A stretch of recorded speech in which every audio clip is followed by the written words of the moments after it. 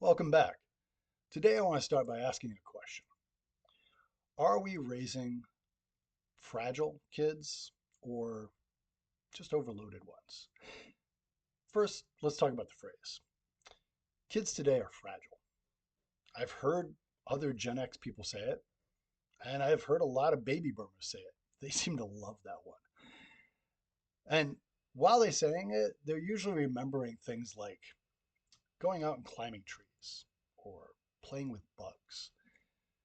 We used to ride our bikes, never wearing a helmet, over foot-high ramps, trying to catch as much air as possible, all while imagining ourselves to be Evel Knievel. We solved our own problems, but that was because there was nobody home. We had to. And if we ever got hurt, most of us were told to just walk it off. So we were tough, right? Maybe, maybe not. Maybe we were just unsupervised and emotionally under-instructed. There is a difference. As I've said, I'm Generation X, and now I teach teenagers. So I've seen things on both sides of this comparison. And here's what I've come across. It's not always fragility. A lot of times they're just facing overload. Let's talk a moment about the Gen X myth of toughness. And we'll be honest about the 80s and 90s while we're at it. We were not emotionally fluent. To be honest, I still struggle with communicating emotionally. At best, one might claim that my generation was emotionally stunted. If you were anxious back then, nobody called it anxiety. You were just stressed. If you were feeling depressed, most people said you were tired or feeling down. If you were overwhelmed with life, well, you simply pushed through it or you shut down quietly and dealt with it on your own. What I'm saying is, we weren't necessarily stronger. We were less expressive. On top of that, we were less supported.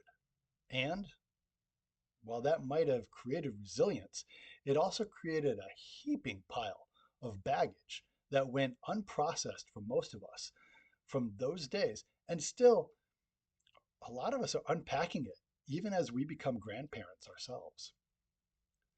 So, next, I'm going to take a little break and say, let's talk about emotional vocabulary that's used today. Here's something impressive about today's students. They have the language that we didn't have. They can describe it.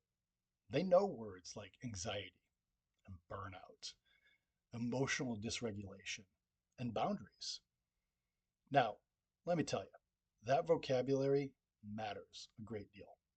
Psychologically speaking, being able to name the emotion activates regulatory parts of the brain. It shifts the neural activity away from the amygdala, which is the threat center, and towards the prefrontal cortex, which focuses more on reasoning and control. In simple terms, if you can name it, then you can manage it better. And we didn't have that skill. So naming what you're feeling is not a sign of fragility. It's actually progress. This brings me to the idea of anxiety rates and identifying what the real concern is. Some people think that anxiety is no big deal, but it has serious effects. First, you have to understand that the anxiety rates are significantly higher today. That's not imagined. Those are the real numbers and statistics. Students report more stress, there's more comparison, and there's more performance pressure. If we ask ourselves why, then we need to recognize that they're growing up in a world that is always connected and always comparing in terms of people's achievements, their looks, the products that they own, the places that they live, and so much more. To make matters worse, the world always seems to be recording everything we do and say. I'm sitting here on this video for that matter. Social media didn't just expand our social circles, it expanded our social judgment. So when I grew up, if I embarrassed myself, it faded pretty quick. Now, it can live forever. That changes people's nervous systems. Chronic exposure to evaluation increases cortisol levels, and heightened cortisol levels over time increases people's baseline anxiety. That's basic biology and psychology. It's not a matter of weakness. Now, if we're talking about social media pressures, teenagers today are building their identities publicly and in real time. Additionally, they have metrics attached to their likes, comments, their views, and their followers. When your social standing becomes quantifiable, your self worth can start to feel quantifiable too. Online numbers should never tell you how good of a person you are or what your value is. But I have to acknowledge, I just used the word should, which comes with its own implications. If we're being completely truthful, Gen X had its own insecurities, but we didn't have analytics, and that makes a difference. Now, moving inside the classroom, here's what I see. Every day, there are students who want to succeed, and that's beautiful. I love that. And there are students who care deeply. They are cherished as well. But we also have students who panic over every single grade because they think it defines their future. I can't possibly go home with this grade. My parents are going to kill me. And students who are afraid to fail publicly. I won't get into the college that I'm looking at if I have this grade. None of this is laziness. It's pressure. And when a student shuts down over criticism, it's not about fragility. A lot of times, it's just their nervous system is already maxed out. Now, there is usually one who has more issues. And I've encountered students who just can't deal with an adult telling them no. It could be that they ask to go to the restroom and the teacher knows that there's only 5 minutes left in the lecture, so they tell them to wait a few minutes until they finish. Or it could be that the student came to school feeling unprepared for the test that had been announced over a week ago, but now that it's test day, their anxiety's through the roof. And so they come up and they ask, can I get an extra day? And you find yourself saying, no, you knew that today would be the test. You've been here for all the lessons. So we're just going to go ahead and take it. And I'm sure you'll do fine. 9 times out of 10, kids deal with this reasonably. But for that one, or maybe two, maybe they're already so overwhelmed by things that are outside your class, this is too much.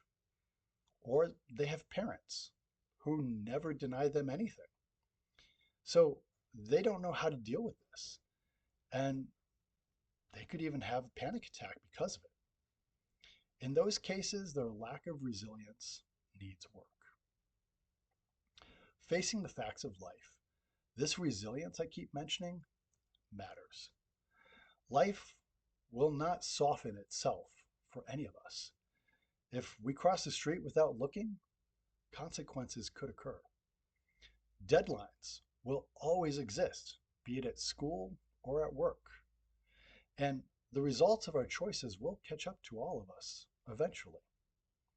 We cannot escape the fact that failure exists, and not everybody comes in first place. The goal shouldn't be to remove all difficulties. Our focus ought to be on building each other's capacity. There's a difference between protecting kids from hardship and preparing them to be strong enough to handle it. Gen X usually learn this lesson too far into the just deal with it phase of our life. Today, modern culture sometimes leans into the idea that people should avoid all discomfort. Neither of these extremes build true strength. Our ability to grow lives somewhere in the middle. So, talking about overload versus fragility, here's the question I find myself asking. If you gave the people of Gen X the same social media exposure, the same academic competition, the same global news cycle that seems to be all about fear, and the constant surveillance, would we have handled it calmly? Or would we have had our own meltdowns? Growing up with Superman comics and action hero movies, we like to think of ourselves as invincible, but I'm not so sure. So here's what students actually need. They need boundaries and expectations.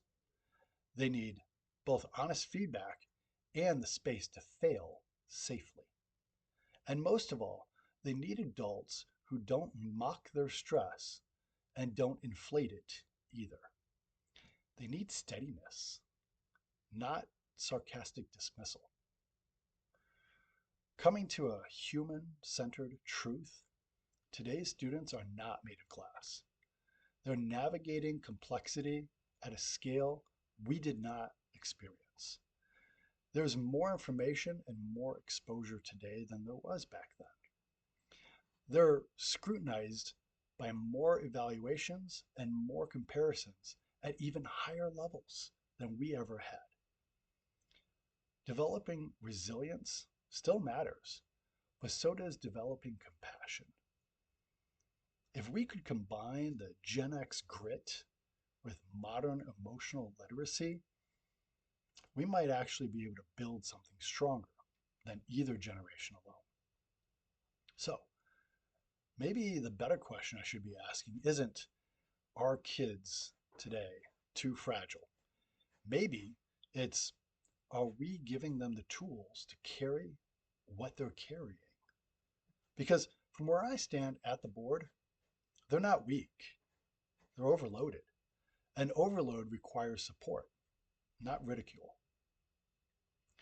Next time, we'll talk about what students actually need from adults, both in the classroom and at home. Until then, before you call today's teenagers fragile, ask yourself, how much invisible weight are they carrying? Welcome to the conversation.